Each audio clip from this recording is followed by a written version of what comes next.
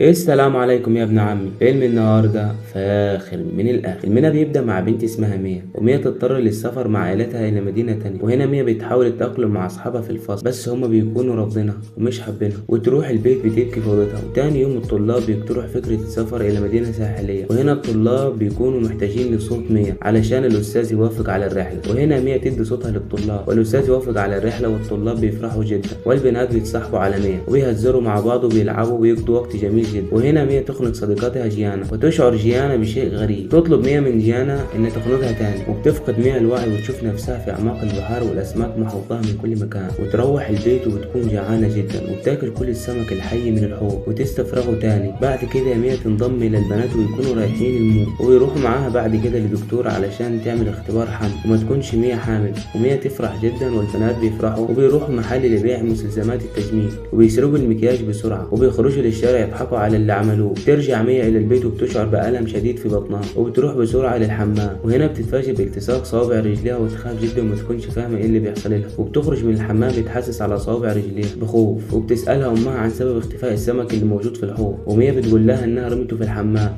وأمها بتغضب جدا وبتضربها. وميا بتسأل الدكتورة عن سبب التصاق صوابعها، وبتقول لها الدكتورة إنها حالة مش غريبة وبتكون عند بعض الناس من الولادة. وهنا ميا مش بتقتنع بكلامها، وبتطلع بسرعة من المستشفى تقرر تقص صوابعها بالمقص، وبتشعر بألم شديد. وعائلتها بتستغرب من طريقة أكلها. وميا بتقول لأصحابها إنها تشعر إن والديها مش حقيقيين، وتروح مع أصحابها رحلة على الرغم إن أبوها وأمها مش موافقين، وبتخلي صحباتها تقلد إمضة أبوها وبيستمتعوا جدا بوقته. وهنا ميا بتروح الحمام فجأة، وبتلاقي رجليها مغطاة ببقعة زرقاء، وفجأة بتفقد وعيها وتشوف نفسها مرة تانية وسط أعماق البحار. وبترجع للبيت وبتكتشف وجود قشرة بتسقط من رجليها، وبتكون خايفة جدا ومرعوبة. وتشوفها واحدة من أصحابها في المدرسة بتاكل السمك الصاحي، وبتهددها ميا إنها ما تقولش لحد على اللي شافه. وبتستغل إن أبوها وأمها مش موجودين، وتروح للحوض وتاكل كل الأسماك بشراهة. فجأة بتشوف خياشيم على جانبها، وبتدخل جيانا فجأة إلى الغرفة وبتشوف القشور على رجليها. وهنا ميا بتتضايق جدا وبتطردها ميا وبتبدأ بالبكاء. وأصحابها في المدرسة بيعملوا حفلة وبيشوفوا جسمها، وكلهم بيخافوا منها. وتروح البيت وبتكون بتبكي من اللي حصل. وبعد ما تروح بتلاقي رجليها اتلزقوا في بعض، وتحاول تقف على رجليها لكن مش بتعرف. بتحس بضيق النفس وبتملى البانيو. وهنا بتعترف لصاحبتها جيانا بكل حاجة، وتقرر جيانا إنها تساعدها ومش هتتخلى عنها، وتركبها العربية علشان توديها البحر. وتتصل ميا على أبوها وأمها علشان تودعها. وأخيرا بتودع أصحابها وتنزل إلى أعماق البحار زي ما كانت بتشوف نفسها في أول الفيلم. وما تنساش تصلي على النبي وتعمل لايك وسبسكرايب للقناة.